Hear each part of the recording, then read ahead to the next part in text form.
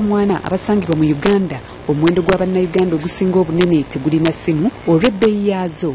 Wano aba Airtel Uganda nga bayambibwako emu ku kampuni ekola amasimu eya Itel batandise kaweefube ow'okusala ku bbeeyi y'essimu okusobozesa abantu bonna okufuna empuliziganya.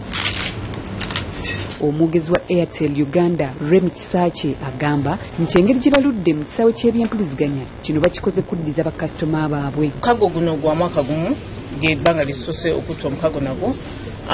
Mu ekyo kasitoma agenda kuba asobola okufuna essimu.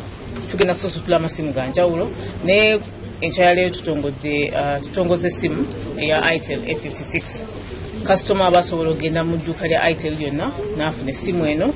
Bo aba kampuni ya Airtel bagamba nti bannayuganda wakunyumirwa omutimbagano ku mulundi guno kubanga essimu eno ejjiddeko tekinologiya omulongoose ate ng'ebbeeyi yaagwo nsaamusaamu. Okusinziira nti otunulira bannayuganda bannaffe nti embeera gye batambuliramu si yabadde nnyo, so ffe twewaayo okujja tubawe ekyo kye mwetaaga ekirungi ate ku bbeeyi oba ku miwendo emitonotono.